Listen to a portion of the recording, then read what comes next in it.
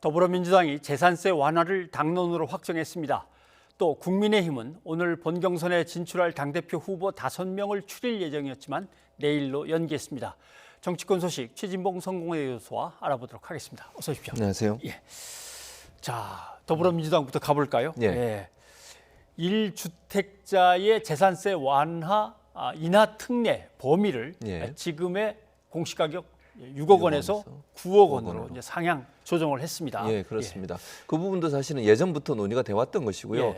이 부분은 크게 이견은 없었어요. 물론 반대하는 의견이 전혀 없었다고 볼 수는 없지만 의총에서 대부분은 이 부분은 이미 합의가 됐었고 어느 정도 이견 없이 통과되는 부분이었다고 볼 수 있을 텐데 오늘 이제 그 외에 어떤 부분이 나올까에 관심이 많았었는데 주택담보대출 LTV의 우대 비율을 10%에서 20% 상향을 했습니다. 이것도 예. 이제 무주택자에 한해서만 물론 혜택을 받는 겁니다. 그래서 이제 젊은 세대들이나 아니면 처음으로 집을 마련하는 분들 같은 경우에 은행에서 대출을 받지 못하는 상황. 그러다 보니까 집을 못 사서 이제 불만이 많았던 게 분명히 있었거든요. 그래서 일부에서는 사다리를 아예 걷어찼다 이런 비판까지 있었는데 이런 비판을 이제 받아들여서 민주당이 처음으로 집을 구입하는 즉 무주택자들에 한해서는 주택담보대출 LTV 우대 비율을 20%까지 상향을 했습니다. 그래서 이제 더 많은 사람이 은행에서 조금 더 돈을 빌릴 수 있도록 돼 있기 때문에 빌릴 수 있도록 허용하는 쪽으로 정책이 가기 때문에 결국 집을 구입하는 데 좀 더 수월해졌다 이렇게 볼 수 있을 것 같습니다. 네.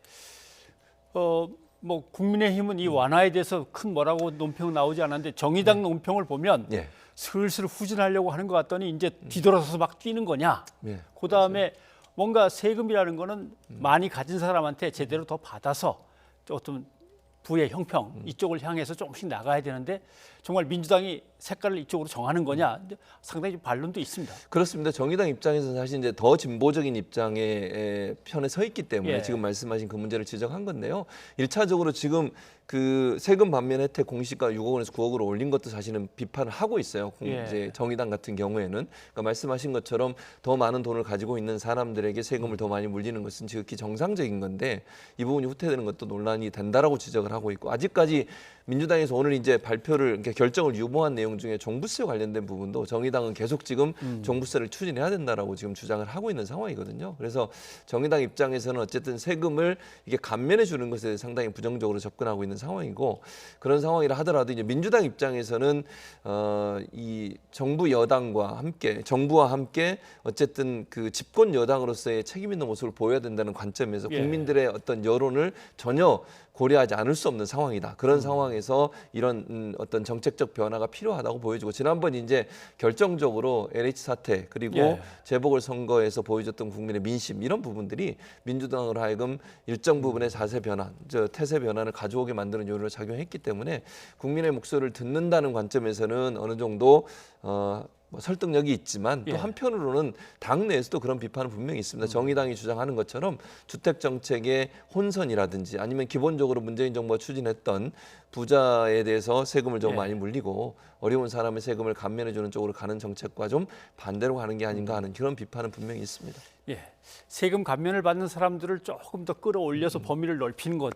그다음에 주택담보대출 비율은 돈을 또 필요로 하는 사람들이 있으니까 그렇죠. 뭐 그럴 수도 있는데 이제 양도소득세 같으면 이게 어떻게 보면 이제 불로소득의 성격이 있다라고 이제 생각할 수 있기 때문에 그거에 대해서 이제 감면해 주는 거라든가 그다음에 종합부동산세는 아무래도 집을 큰 걸 갖고 있거나 많이 갖고 있거나 여러 채 갖고 있거나 이런 사람들한테 해당되니까 이 사람들을 깎아주는 거는 진짜 민주당으로서는 정체성과 관련되어서 문제가 있지 않냐 이제 그렇습니다. 비난도 세고 이건 청와대에서도 상당히 강하게 입장을 굳혀놓고 있는 거라 그렇죠. 당장 손보기는 어려울 것 같습니다. 그렇습니다. 그래서 오늘도 사실은 의총에 통과를 못했어요. 그러니까 의총에서 아까 말씀드린 두 가지 이외에 이 지금 말씀하신 양도세 비과세 기준을 9억 원에서 현행 9억 원을 12억 원으로 상향하는 안하고 종부세 관련해서 손보는 부분은 지금 전혀 진전이 아직까지는 없습니다. 논란이 되고 있는 상황이고요.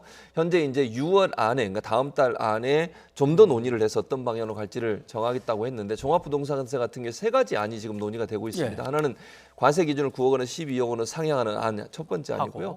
두 번째 안은 공시가격 상위 2%에게만 종합부동산세를 부과하는 안. 세 번째는 현행을 유지하고 공정가액 비율을 90%로 동결하는 안. 그래서 납부 유예 제도를 도입하는 것 등 이 세 가지 안인데 지금 현재 그 의총에서 논의된 논의된 사항만 중심으로 말씀을 드리면 이 세 가지 안 중에 두 번째 안, 즉 공시가격 상위 2%만 부과하는 안이 이제 좀 더 많은 사람의 의견을 좀 모으고 있는 것 같아요. 그래서 아마 송영길 대표도 그렇고 민주당 내에서는 공시가격 상위 2%만 부과하라고 간다고 하면 국민적 저항도 적을 것이다. 그리고 실제로 보면요, 공시가격 상위 2% 안에 들어오면 종합부동산세 기존에 받았던, 그러니까 부과했던 사람들을 크게 벗어나지 않는 범위 내에서 될 것 같아요. 왜냐하면 종합부동산세를 내는 사람들은 물론 서울 지역만 보면 좀 더 늘어날 겁니다. 그런데 전국적으로 보면 2% 미만이고 서울은 조금 더 늘어나는 건 분명합니다. 왜냐하면 서울의 집값이 너무 높은 상황 아니겠습니까?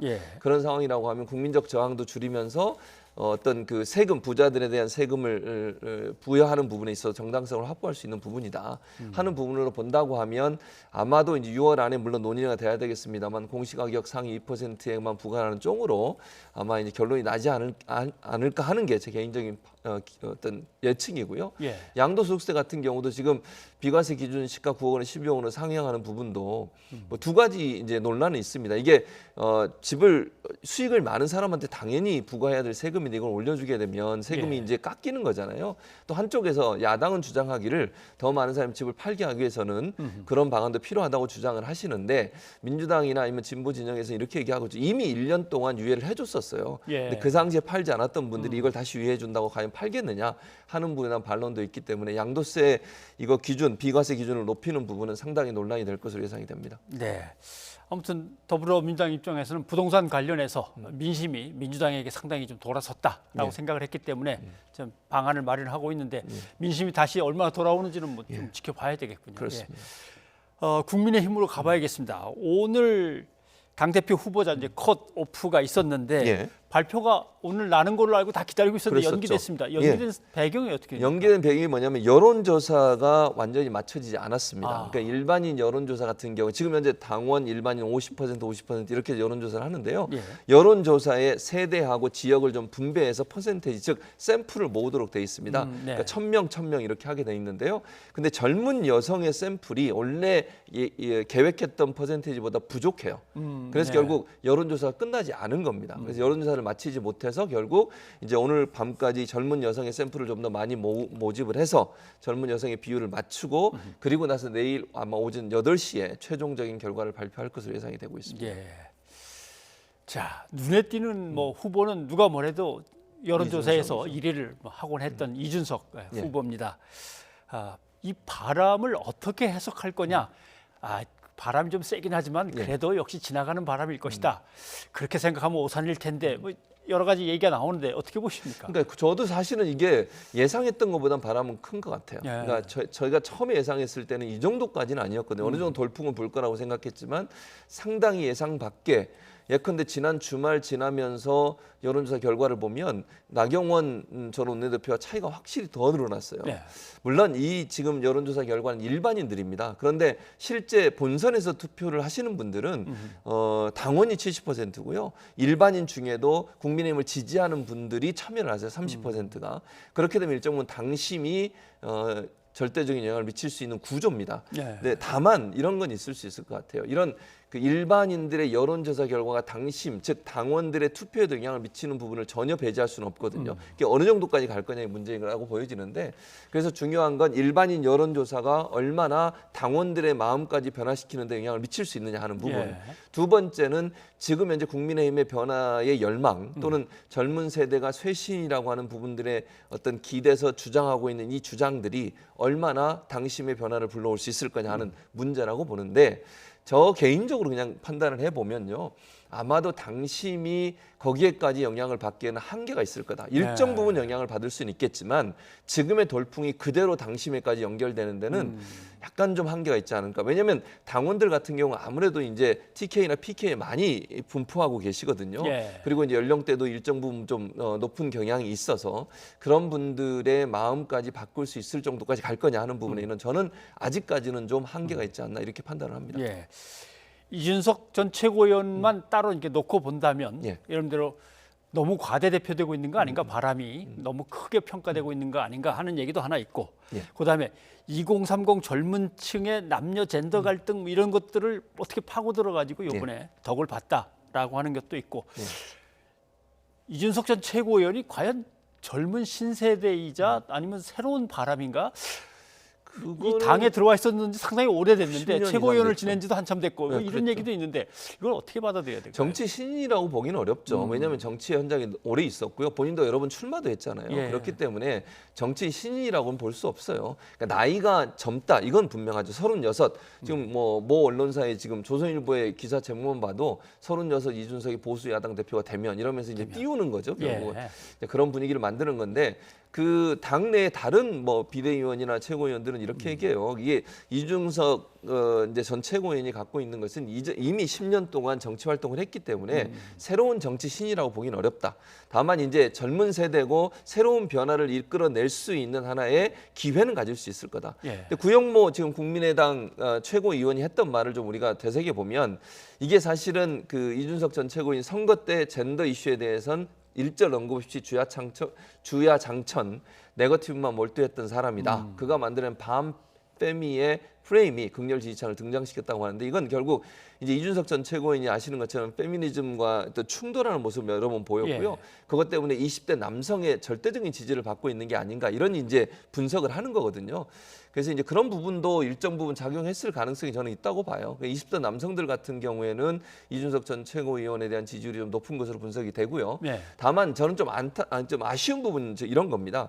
지금까지 젊은 세대 쇄신 이런 부분이 많이 나왔는데 구체적으로 새로 신예로 들어오거나 아니면 이준석 전 최고위원이 그럼 국민의힘의 당 대표가 나서 어떻게 쇄신할 거냐 하는 부분은 많이 부각이 안 되고 있어요. 예. 그냥 쇄신, 신예, 젊음 이게 이제 키워드로 계속 등장하면서 언론이 띄우고 있는 건데 그러면 국민들이나 아니면 당원들이 볼 때는 이분들이 과연 쇄신을 할 수 있는 어떤 아이디어나 비전이나 이런 게 있느냐 그런 부분은 거의 언론에서 보도가 안 되고 있어서 이게 너무 세대 갈등으로만 비춰지는 게 아닌가 하는 아쉬움도 있습니다.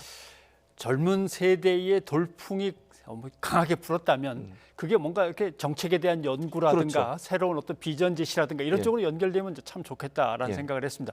근데 그쪽으로 가지 않고 엉뚱하게 막판에 개파 예. 얘기가 확 나와버렸습니다. 그렇습니다. 뭐 나경원 의원이 이제 제기를 했습니다마는 유승민기 아니냐 특정 정파의 사람이 당 대표가 된다는 건 문제가 있지 않나. 예.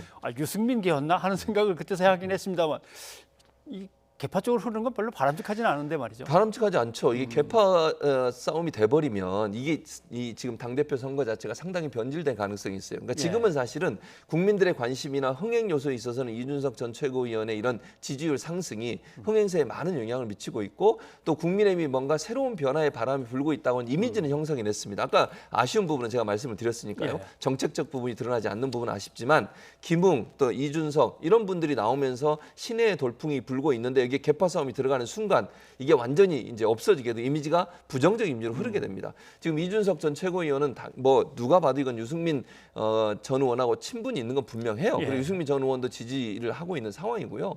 그리고 이제 나경원 전 원내대표 같은 경우에는 이제 이준석 전 최고위원을 좀 공격하려고 하다 보니 이제 개파 얘기를 끌고 나오는 거고 주호영 지금 전 원내대표도 개파 얘기로 공격을 하고 있는 상황이거든요. 결국 신의 바람, 신예들이 또는 이준석 전 최고위원이 일으키고 있는 이 돌풍의 바람을 차단시키기 위해서 개파라고 하는 부분을 다시 끄집어 올린 건데 이건 절대로 저는 국민의힘에 도움이 될 거라고 보지 않습니다. 네. 이런 이제 진흙탕 싸움으로 가게 되면 지금까지 불고 있는 새로운 변화의 바람의 이미지가 상쇄될 수 있고요. 결국은 국민의힘은 어쩔 수 없구나라고 하는 부정적 이미지가 생길 수 있기 때문에 특정 개파 운운하고 이런 문제가 이슈가 되는 순간 대표 경선의 흥행은 어느 부분 좀 그 부정적인 이미지로 갈 가능성이 있다 이렇게 보여집니다. 네.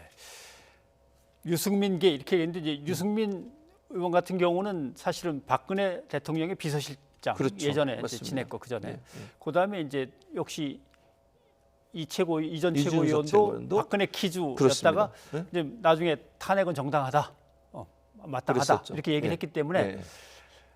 박근혜 전 대통령 편을 들어줘야 될 사람들이 그렇지 않았다는 데 대해서 아마 영남 민심을 겨냥한 게 아닌가 하는 생각은 들긴 듭니다. 그렇죠. 예. 그런 마음도 있고 최근에 또 이준석 그래서 전 최고위원이 박근혜 전 대통령을 지지하는 듯한 발언을 한 적도 있어요. 예. 아마 TK 민심을 좀 받아보겠다는 의도인 것 같아요. 본인 입장에서는 일반이나 젊은 세대들의 지지는 이미 어느 정도 확보했다고 보고 있는 것이고, 그러나 중요한 아까 말씀드린 것처럼 70%의 당원의 민심을 받지 못하면 당 대표가 되기는 어렵거든요. 그러다 보니까 전통적인 지지층이 많이 분포되어 있는 TK나 PK 지역을 향해서 어떤 러브콜을 보내기 위한 어떤 방식으로 박근혜 전 대통령을 지지하는 듯한 뉘앙스의 발언도 했는데, 결국 그것도 저는 바람직하다고 보진 않아요. 그러니까 정치적, 예를 들면 이준석 전 최고위원 같은 경우는 뭐 새로운 바람을 불러일으키는 이미지로 만들어진 거 아니겠습니까? 예. 그렇다고 하면 예전과 단절하고 탄핵에 대해서 명확한 입장을 밝혀야 되는데, 본인의 정치 유불리 때문에 일정 부분 의견을 바꾸는 듯한 뉘앙스를 보이는 순간 그거 자체가 어찌면 정치적으로 읽힐 수 있어서 정말 시내의 어떤 새로운 바람이라고 하는 부분이 희석될 수도 있는 그런 위험성도 갖고 있다고 생각합니다. 네, 알겠습니다. 사실 국민의힘 후보들이 워낙 많아서 예. 다 열거해드리기는 참 난감하고 시간상 이준석 전 최고위원이 일단 새로운 돌풍의 주역이고 예. 또 여론조사 관계로 이제 1위가 됐기 때문에 어떤 새로운 젊은 돌풍의 예로 이제 오늘 이제 얘기를 주로 하고 뭐 비판도 있었습니다만은 한계도 지적을 하고 나름대로 뭐 이것은 공정하게 일단 예. 경선이 다 끝날 때까지 더 지켜봐야 될 문제니까 그렇게 받아들여 주시면 좋겠습니다. 예, 최 교수님 여기까지 듣도록 하겠습니다. 예, 고맙습니다. 감사합니다.